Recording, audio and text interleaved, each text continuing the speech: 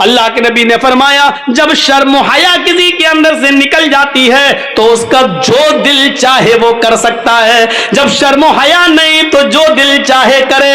اب اس کے اوپر کوئی چیز نہیں رہ گئی جب شرم و حیا ہی نہیں رہی۔ اللہ کے نبی چیخ کر کہتے ان اول ما یرفع عن هذه الامه الحیاء والامانۃ، ہماری امت سے سب سے پہلے جو چیز اٹھائی جائے گی وہ حیا ہے، شرم میں سب سے پہلے یہ دور کر دی جائے گی۔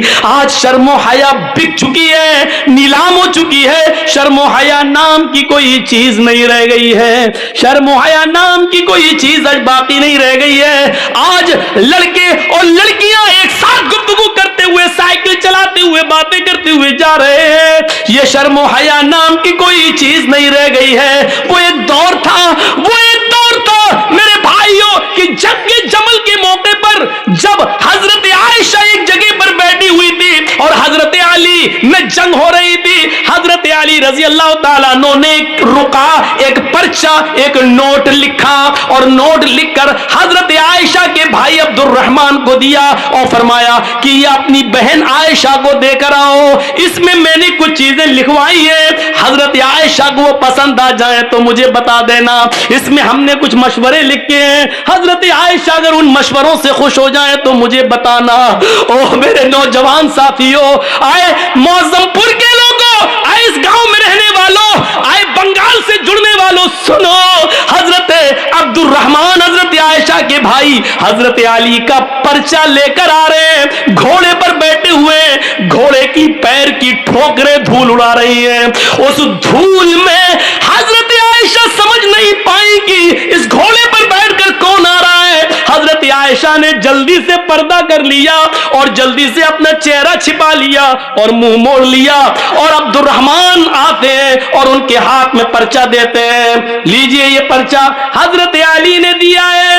حضرت عائشہ نے اس پرچے کو لیا اور پرچہ پڑھنے سے پہلے کہا اے اللہ یہ کون سا دور آ گیا ہے، اے اللہ یہ کیا زمانہ آ گیا ہے، اب لوگ میرے پاس دلیری کے ساتھ آنا شروع ہو گئے ہیں، اب میرے پاس آنے میں شرماتے بھی نہیں ہیں، اے اللہ یہ کیا دیکھ رہی ہوں میں کہ لوگ اب بالکل نڈر ہو گئے اور لوگ میرے پاس برجستہ آنے لگے ہیں، پہلے آواز دیتے تھے، اپنا نام بتاتے تھے، سب کچھ کہتے تھے، اس کے بعد میرے پاس آتے تھے، اے اللہ اب لوگوں میں اتنی جرات اور بے باکی ہو گئی ہے، اتنی نڈرتا آ گئی ہے کہ اب ڈائریکٹ ہم سے پاس آ گئے اور ہم سے باتیں کرنے لگے۔ حضرت عبد الرحمن نے جب اپنی بہن عائشہ کے منہ سے یہ جملے سنے تو کہتے ہیں اے بہن ذرا پلٹ کر دیکھو، میں تمہارا اپنا بھائی عبد الرحمن ہوں، میں غیر نہیں ہوں۔ تب حضرت عائشہ نے پلٹ کر دیکھا تو سامنے ان کے سگے بھائی کھڑے تھے، تب انہوں نے اطمینان کا سانس لیا، تب انہوں نے چین کی سانس لی۔ میرے بھائیوں حضرت عائشہ کا پردہ کرنا اور اپنے بھائی سے کو پہچان نہ سکی تو یہ کہنا، اب لوگوں میں یہ کتنی دلیری اور بہادری پیدا ہو گئی ہے کہ وہ اب بلا روک و ٹوک میرے پاس آ جاتے ہیں۔ اے اللہ یہ میں کیا دیکھ رہی ہوں، غور کیجئے اس جملوں پر، حضرت عائشہ کی زبان سے یہ نکلنے والے جملے آج ہماری ماں بہنوں کو کیا درس دیتے ہیں۔ آج ان کی جرات و بہادری دیکھو، جس کے ساتھ جائیں چلی جاتی ہیں، جس کے ساتھ جائیں ٹہل لیتی ہے، جس کے ساتھ بیٹھنا چاہے بائک پہ سوار ہو جاتی ہے، جس کے ساتھ جانا چاہے مارکیٹ میں چلی جاتی ہے۔ ذرا تصور کرو میرے پیارے ساتھیوں، حضرت عائشہ تو اپنے بھائی سے بھی نہیں دیکھ رہی ہیں، جب پتہ چلتا کہ یہ میرے بھائی ہے تب انہوں نے چہرہ کھول کر اپنے بھائی کو دیکھا، کہا کہ اب کوئی بات نہیں، اب شک میرا دور ہو گیا ہے۔ ذرا تصور کیجیے حضرت عائشہ کو یہ بھی پسند نہیں کہ کوئی آئے اور بغیر مجھے اپنا نام بتائے اور بغیر اجازت لیے ہوئے مجھ سے ملے۔ میری ماں بہنوں ہمیں سوچنا پڑے گا کہ یہ سب کیا ہے اور آج ہم کس دلدل میں گھسے ہوئے ہیں۔ ترقی तरक्की इसको नहीं कहा जा सकता है जिसको हम तरक्की का नाम दे रहे हैं। ये तरक्की नहीं है जिसको हम तरक्की कह रहे हैं। तरक्की आपको करना है तो 1400 साल पीछे की तरफ आपको जाना पड़ेगा। जैसा कि कल मैंने एक वाकया सुनाया था कि पाकिस्तान की एक लड़की जिसका नाम शहनाज है, आज भी वो पायलट है, लेकिन चेहरे का पर्दा करती है और हाथ में ग्लव्स पहनती है और हवाई जहाज उड़ाती है, सऊदीया तक की दूरी तय करती है। उसको सऊदी और कुवैत और दुबई तमाम लोगों ने उसको दावत दी, लेकिन उसने कहा नहीं, हम पाकिस्तान की लड़कियों के लिए इबरत बनना चाहते हैं, उनको ये सबक देना चाहते हैं कि हम पर्दे के अंदर भी अगर तरक्की करना चाहें तो कर सकते हैं। पर्दा हमारी तरक्की में रुकावट नहीं है। तसव्वुर करिए आप, ये क्या चीज थी, ये कौन सा जज्बा था। अल्लाह के नबी ऐलान कर रहे हैं कि अन्निसाउ हिबालतु शैतान। अब क्या रह जाता है इस हदीस के बाद, इस जुमले के बाद अब क्या रह जाता है। मेरी बहनों, बुरा मत मानना, अल्लाह के नबी ने क्यों कहा है अन्निसाउ हिबालतु शैतान, औरतें ये शैतान की रस्सियां हैं।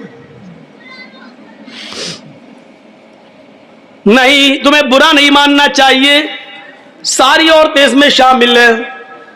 क्या हमारी मां नहीं है? क्या जर्जीस की बहन नहीं है? क्या जर्जीस की मां नहीं है? औरतों में तो वो भी शामिल है। तो फिर ये क्यों समझती हो कि मैं तुम्हें कह रहा हूं शैतान की रस्सी, जहां अल्लाह के नबी सल्लल्लाहु अलैहि वसल्लम ने तुम्हें शैतान की रस्सी कहा है, वहां यह भी फरमाया है कि दुनिया कुल्लुहा मताउन व खैरु मताई दुनिया अल मरातु स्वालिहा। दुनिया सारी की सारी फायदा हासिल करने की चीज है और सबसे बेहतरीन पूंजी, सबसे बेहतरीन फायदा हासिल करने की चीज, जिससे फायदा उठाया जाए, वो नेक औरत है। गौर करो, ये भी कहा जहां शैतान का जाल का, शैतान की रस्सी का है, वहां दुनिया की सबसे महबूब चीज भी तुम्हें बताया है। अब दोनों के फर्क को समझो। क्या कहा है? अन्निसाउ हिबालतु शैतान लियसीद बिहर रिजाल, लियसीद बिहर रिजाल। शैतान की रस्सियां हैं ये औरतें, और शैतान इसी जाल को डालकर, इसी रस्सी को डालकर मर्दों का शिकार करता है। शैतान जब किसी आदमी को फांसता है तो इसी शिकार का इस्तेमाल करता है, इसी जाल को फेंकता है, इसी को खूबसूरत बनाकर मर्दों के सामने पेश करता है। ये चीज चीख चीख कर अल्लाह के नबी ने कहा है, इसी के जरिए वो बहकाने की कोशिश करता है। और नहीं मानते हो तो सुनो, बैतुल मक़दिस फतह हो चुका है। मुसलमानों ने बैतुल मक़दिस को देखने के लिए हजरत उमर फारूक के पास खबर भेजी है, अमीरुल मोमिनीन बैतुल मक़दिस हमने फतह कर लिया है, आप आइए और आप 2 रकात नमाज इसमें पढ़ा दीजिए ताकि हम आपके पीछे नमाज पढ़ लें। बैतुल मुक़द्दस आइए।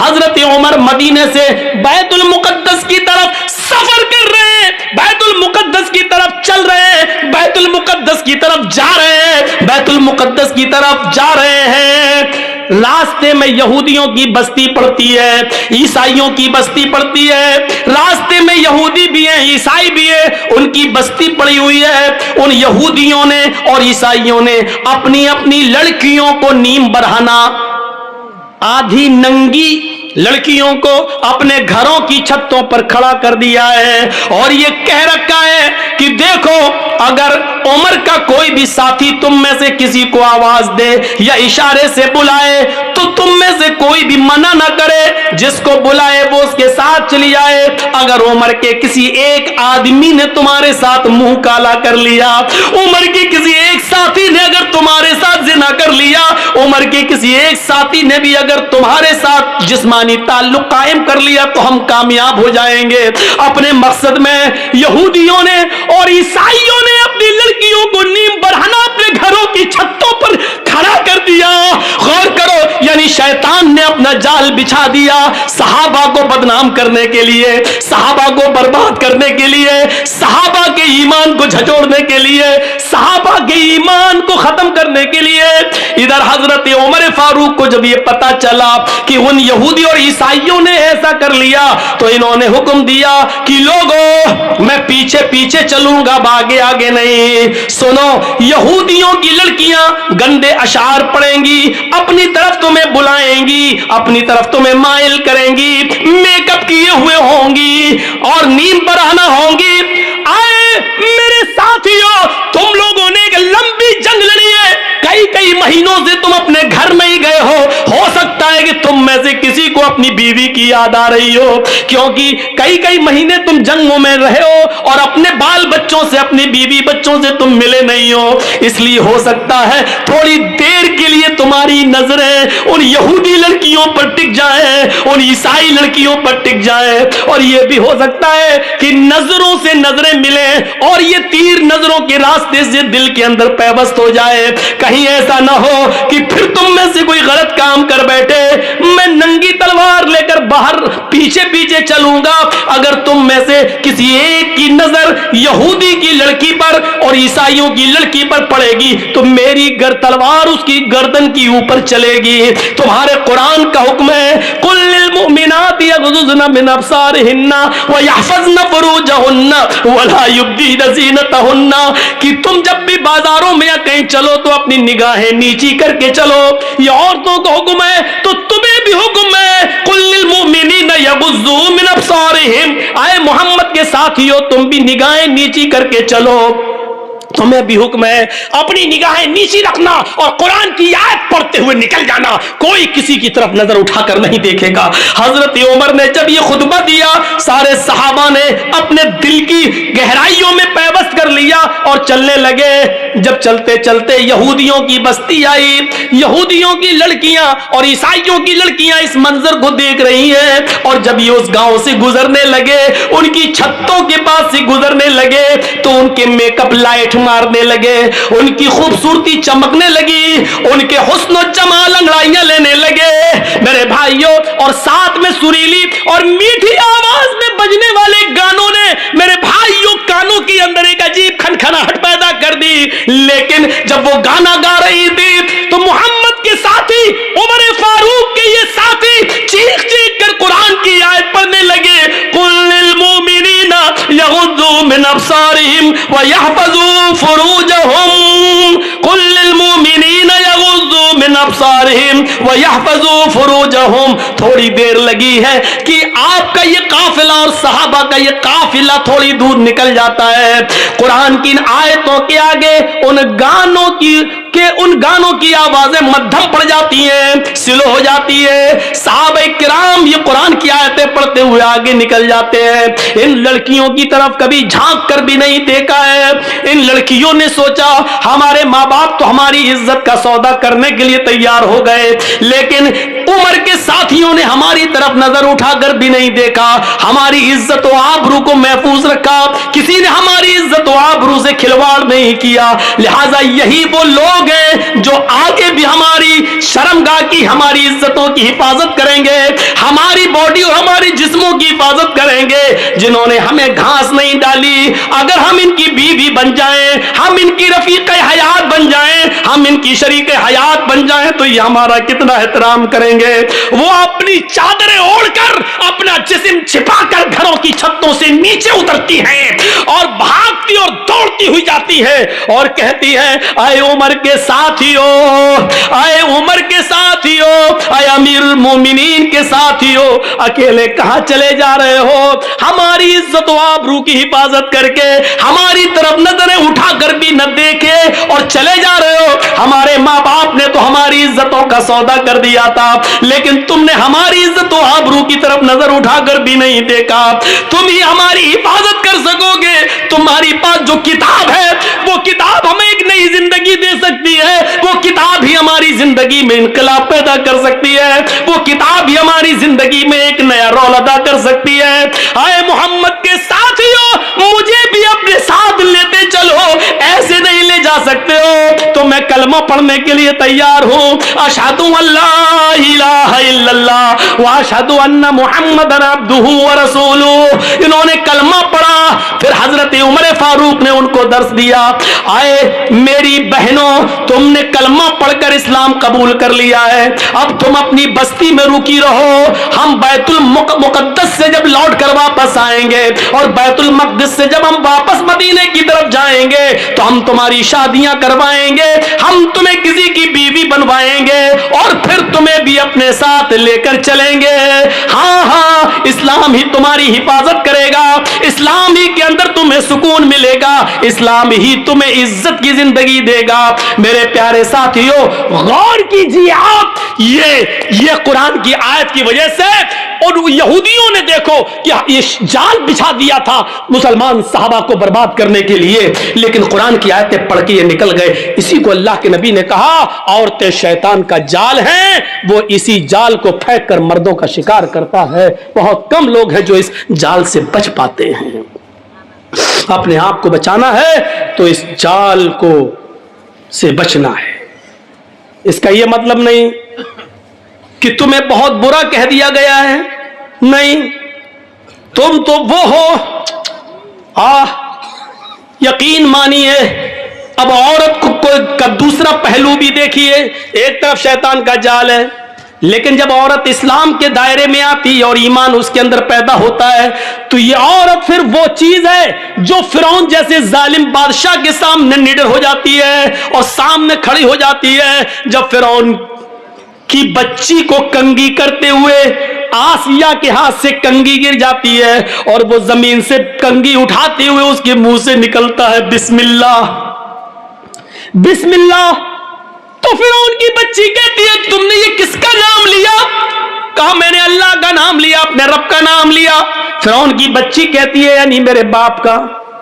आसिया कहती है नहीं, उस अल्लाह का जो मेरा भी अल्लाह और तेरे बाप का भी अल्लाह है। फिर उसने अपने बाप से अपनी आसिया की शिकायत की, फिरौन ने तलब कर दिया।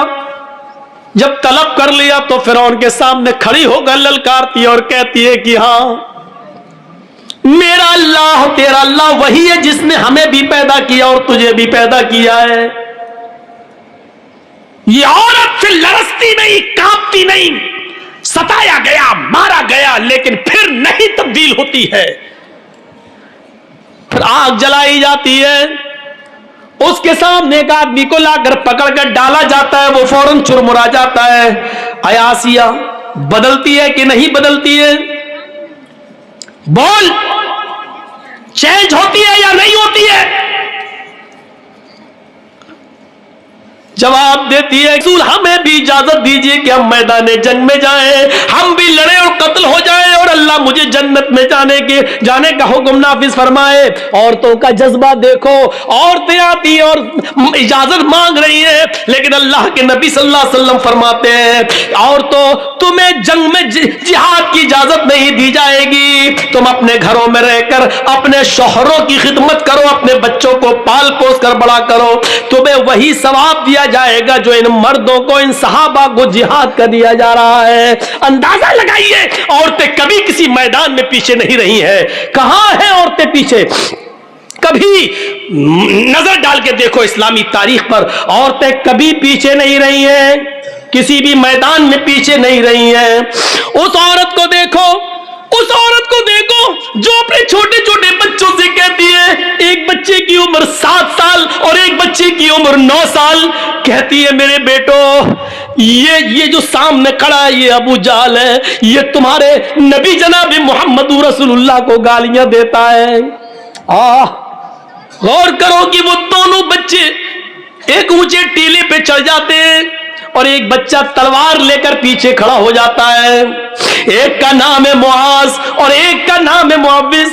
एक की उम्र है 7 साल और एक की उम्र है 9 साल।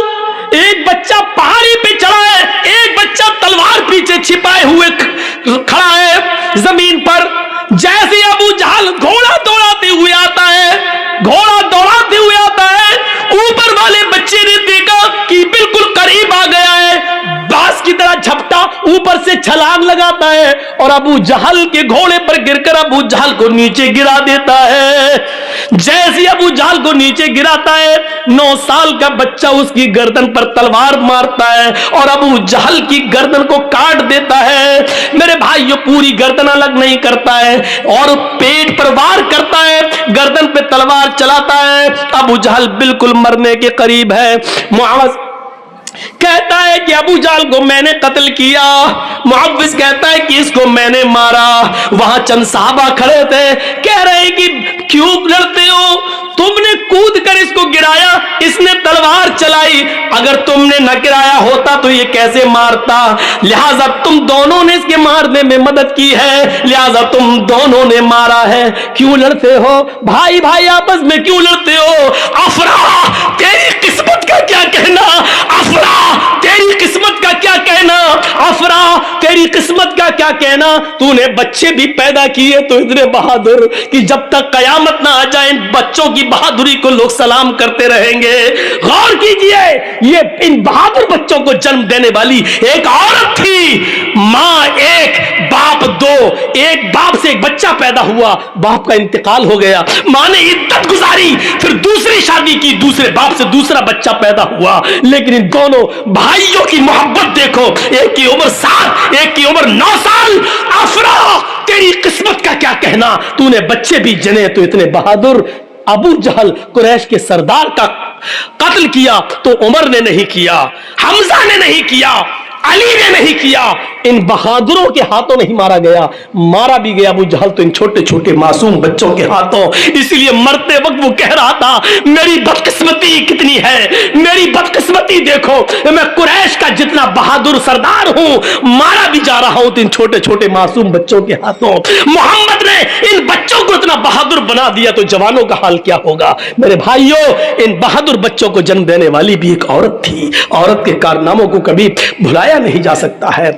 ये वही खंसा थी, ये वही खंसा थी जो हालत कुफ्र में अपने भाई जब उनको कत्ल कर दिया गया तो रोती थी, अपने भाई सखर की याद में रोती थी, और जब भी सूरज निकलता था और बिस्तर पे सोने जाती थी तो रोती थी, कहती थी युज़क्किरुनी तुलूउ शम्सी सखरा अज़कुरुहु लिकुल्लि गुरूब शम्सिन। ऐ सूरज तू क्यों निकलता है, मत निकला कर।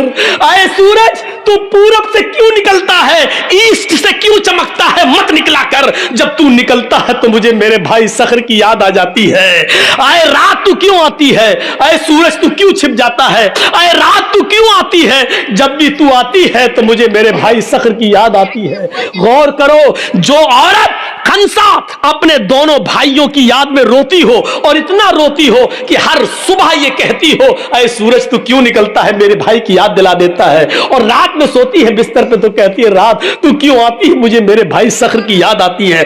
जो काफिर थी अभी अपने भाइयों की मौत नहीं भूल पाई, लेकिन जब सन 8 हिजरी में मुसलमान होती है, इस्लाम लाती है, और उसके 8 साल के बाद 16 हिजरी में जब जंग होती है कादसिया, तो उसमें अपने चारों बेटों को भेजती है, कहती है कि उमर के इस्लाम का झंडा नीचे नहीं आने पाए। आए मेरे बेटो, जिस तरीके से तुम्हारी मां एक है, उसी तरीके से तुम्हारा बाप भी एक है।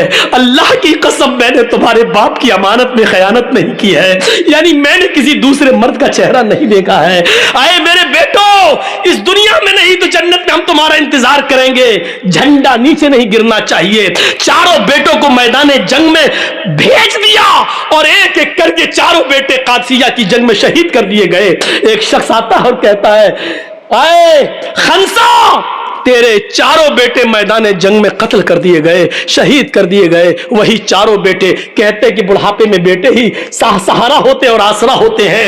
इन चारों बेटों को के इंतकाल की और उनकी शहादत की खबर सुनती है, जो अपने भाई की मौत को नहीं भुला सकी हालत कुफ्र में, जो अपने भाइयों की मौत को रोजाना याद करती थी, लेकिन आज जब वो 4 बेटों की शहादत की खबर सुनती है तो आसमान पे नजरें डालती है और कहती है अल्हम्दुलिल्लाह अल्लज़ी शर्रफनी बिक़त्लिहिम, तमाम तारीफें उस अल्लाह के लिए है जिसने मुझे मेरे बेटों की शहादत से मुझे सरफराज किया है, मुझे मेरे बेटों की शहादत से मुझे खुश किया है। अपने चारों बेटों की बहादुरी की मौत पर, उनकी शहादत पर हंसती है, मुस्कुराती है। इन बच्चों की शहादत पर खुश होने वाली भी एक औरत है। अगर औरत शैतान का जाल है, जब वो मर्दों के लिए फितना बन जाए तो शैतान का जाल है, लेकिन जब वो औरत अपने बच्चों के अंदर ऐसी बहादुरी और जुर्रत पैदा कर दे तो एक शेरनी है, वो बहादुर है, ईमान की दौलत उसके अंदर आ जाती है। तो मेरे भाइयों, ये एक औरत ही है जिसने अपने बेटों की शहादत पर